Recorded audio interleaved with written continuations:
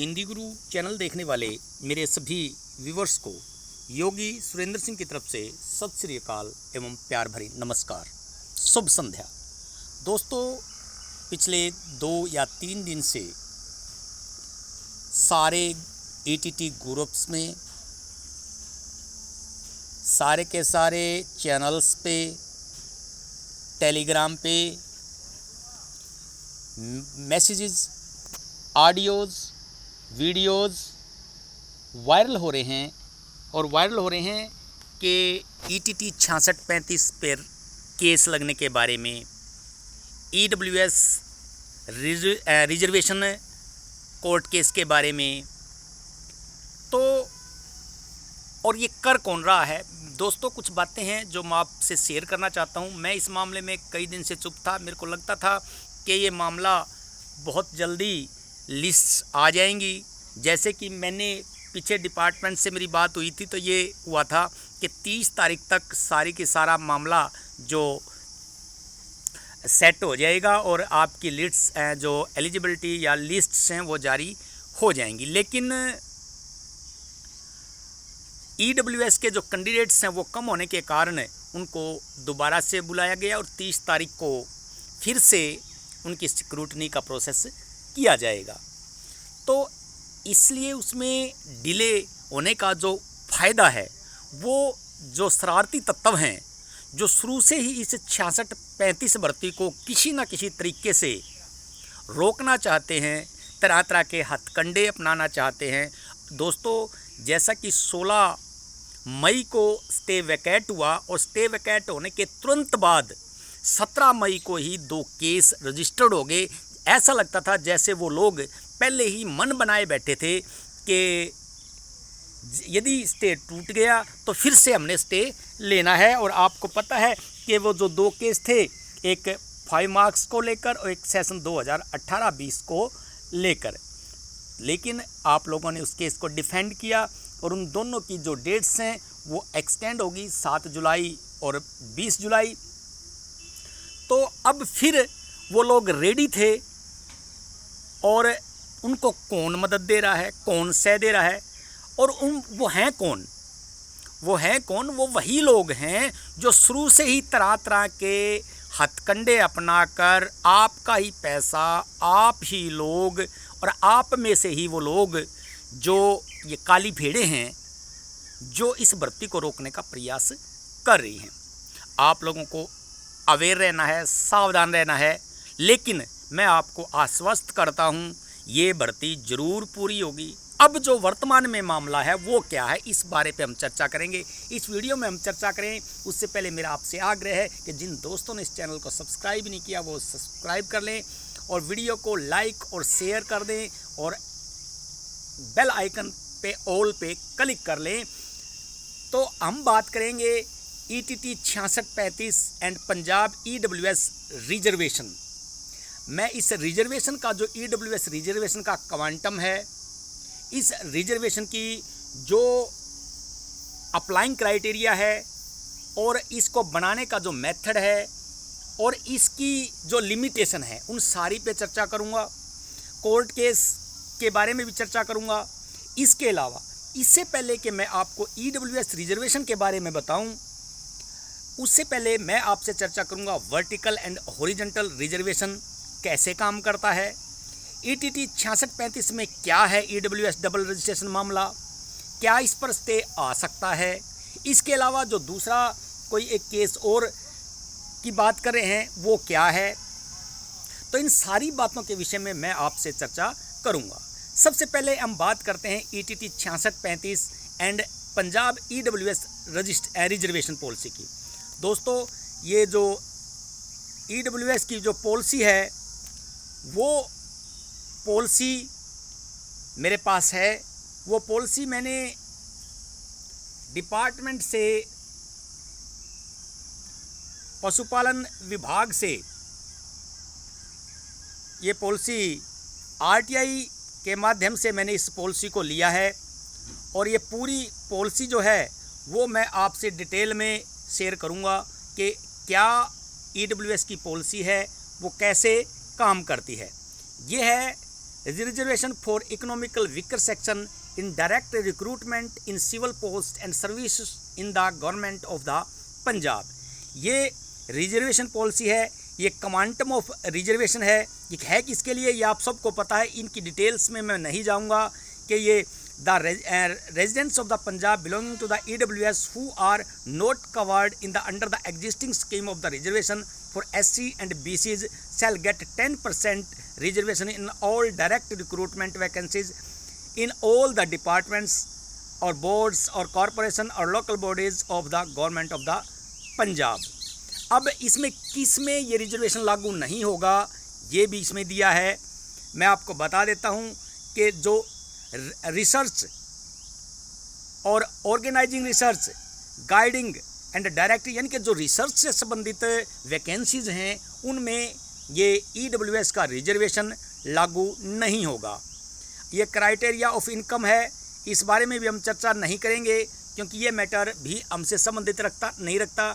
अब इसके बाद इनकम एंड एसेट्स है, इस बारे में भी हम चर्चा नहीं करेंगे क्योंकि ये भी चैलेंज का इशू नहीं है। ये देख लें आप कि ये ओरिजिनल पॉलिसी है जो कि मैंने पशुपालन डायरेक्ट DG पशुपालन पंजाब से ली है। उसके बाद इसमें रोस्टर है, उस पर भी हम चर्चा नहीं करेंगे। जो मेन इसका पॉइंट है वो है 7 नंबर, उस पर हम चर्चा करेंगे जिस पर मामला बना हुआ है।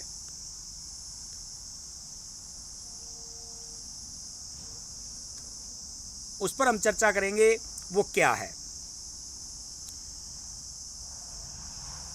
ये है वो मामला 7.3। Where in any recruitment year any vacancies reserved for EWS to EWS left be filled by due to non availability of a,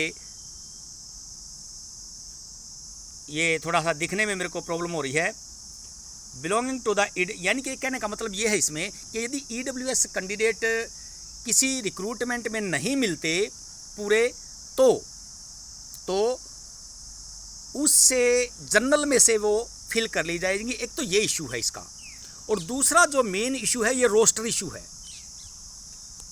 और कोर जो इशू है वो है कि जो हमारी सेंटर की EWS पॉलिसी है वो पॉलिसी ये कहती है कि जो वर्टिकल रिजर्वेशन है EWS का, जिस तरह से SC BC का रिजर्वेशन काम करता है उस तरह से सेंटर का रिजर्वेशन काम करता है। यानी कि ओपन कोटा तक EWS के कैंडिडेट मेरिट में फाइट करेंगे और EWS जो कोटा है वो उसके नीचे लागू होगा।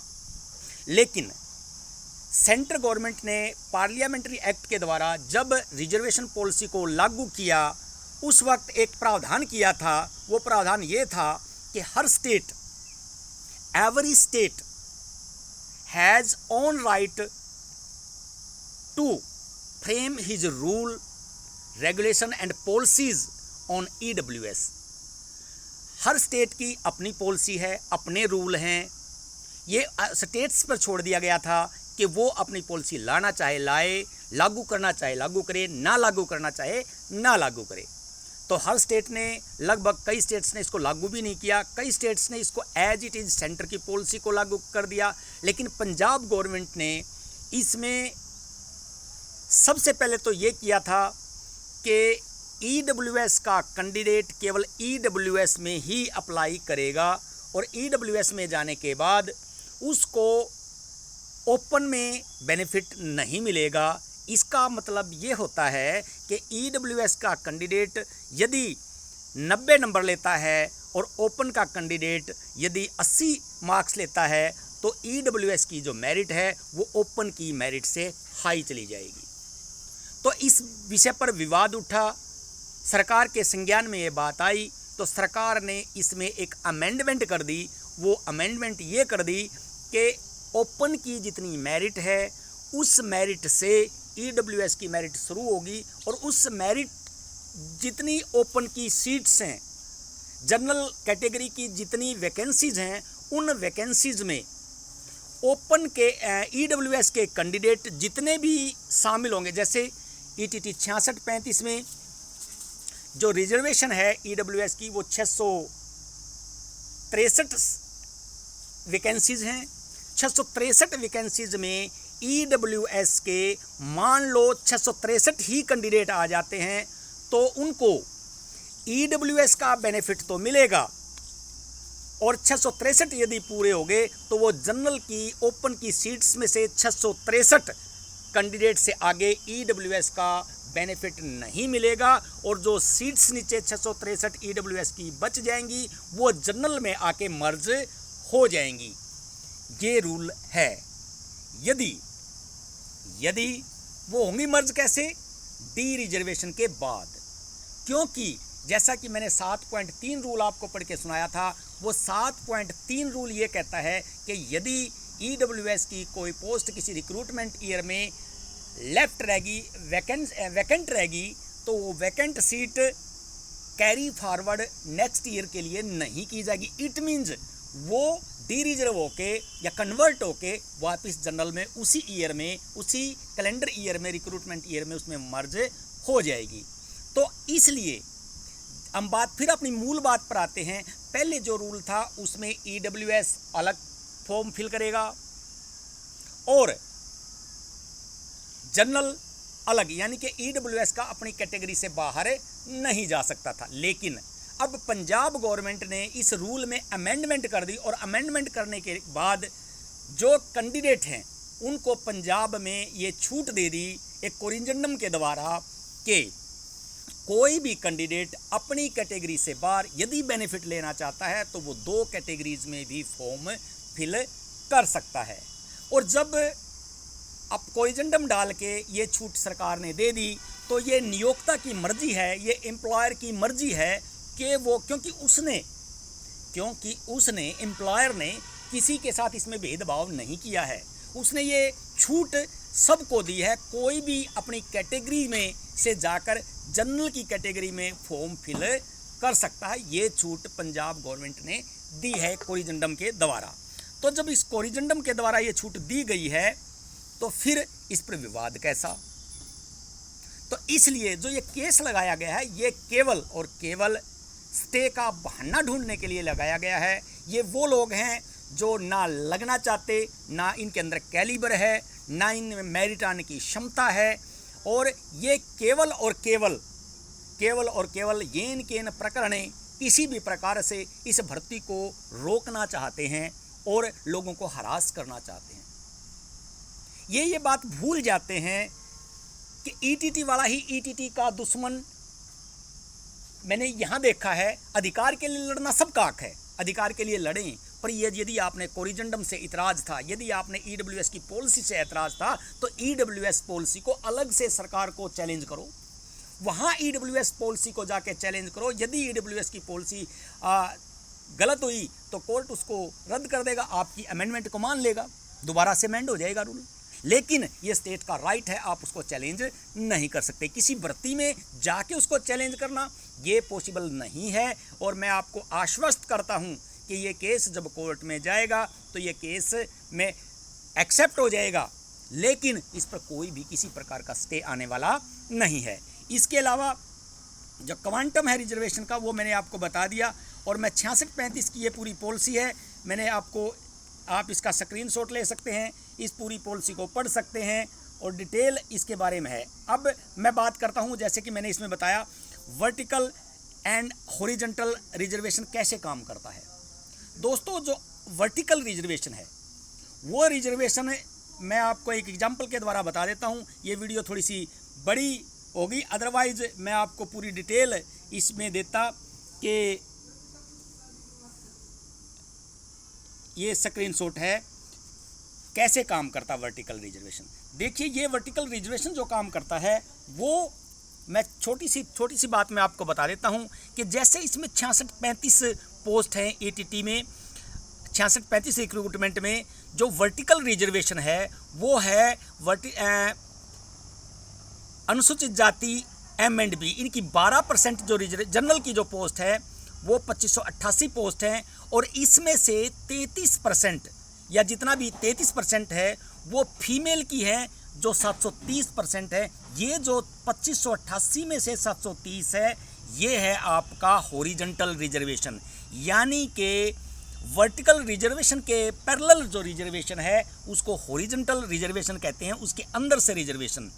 जैसे अनुसूचित जाति M&B, R&O, इसमें 664 हैं, तो 226 फीमेल के लिए हैं, तो ये है हॉरिजॉन्टल। और जब 35 पोस्ट हैं उसमें जनरल के लिए 2588, M&B के लिए 664, R&O के लिए 664, और अनुसूचित जाति साबका फौजी के लिए 133। ये जो पोस्ट हैं, ये पोस्ट जो वर्टिकल पोस्ट हैं, ये सारी की सारी, ये जो 663 हैं अनुसूचित पिछड़ी श्रेणियाँ 663, ये वर्टिकल रिजर्वेशन, यानी कि जब रिजर्वेशन में से रिजर्वेशन दिया जाए वो हॉरिजॉन्टल रिजर्वेशन होता है। और हॉरिजॉन्टल रिजर्वेशन का ये रूल होता है, यदि उसमें पोस्ट वैकेंसी फिल नहीं होती तो वापस अपने मूल जो वैकेंसीज होती हैं, जैसे जनरल की वैकेंसीज में से कोई रिजर्वेशन दिया जाता है फीमेल को, यदि वो फिल नहीं होती उस कैटेगरी से, तो वापस जनरल में मर्ज हो जाती हैं, जनरल के कैंडिडेट्स को दी जा सकती हैं। तो दोस्तों ये थी वर्टिकल और हॉरिजॉन्टल रिजर्वेशन।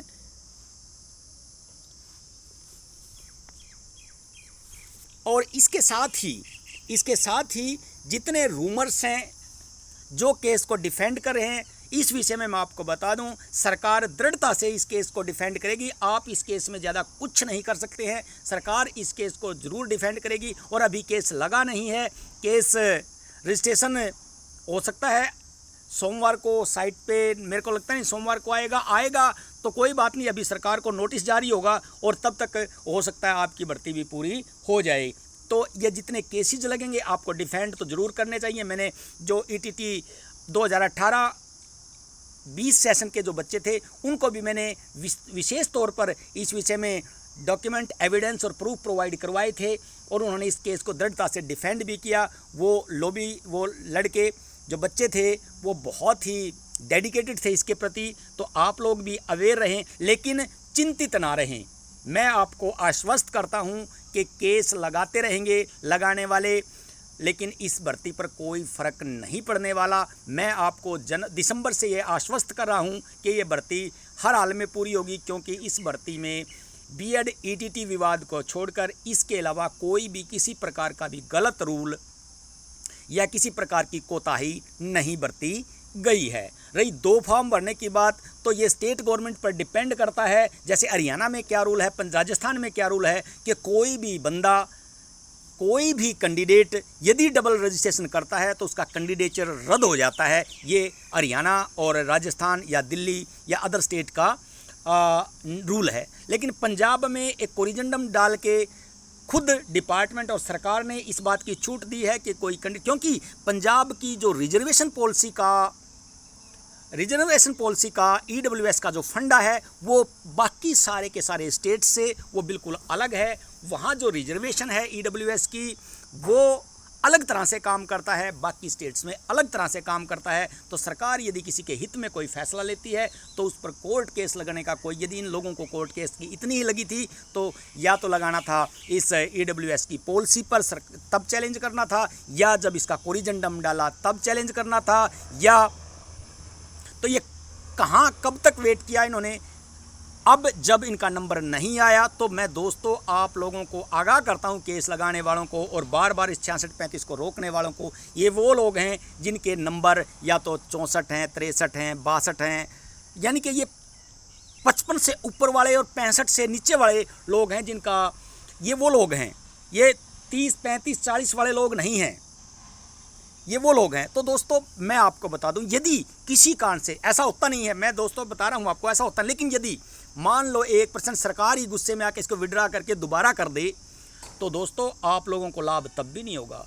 क्योंकि आज जिस बच्चे ने मेरिट में आके 100 में से 90 नंबर ले लिए हैं, 80 नंबर ले लिए हैं, और जो 70 से ऊपर जिन लोगों ने, 6635 लोगों ने 70 70 से ऊपर मार्क्स ले लिए हैं, क्या आपको लगता है तब आप उनको बीट कर पाएंगे? उनको तो आप तब भी बीट नहीं कर पाएंगे।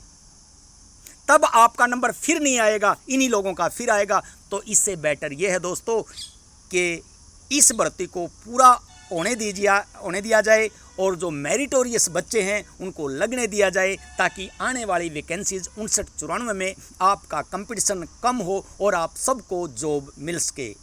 धन्यवाद दोस्तों। 20 मिनट की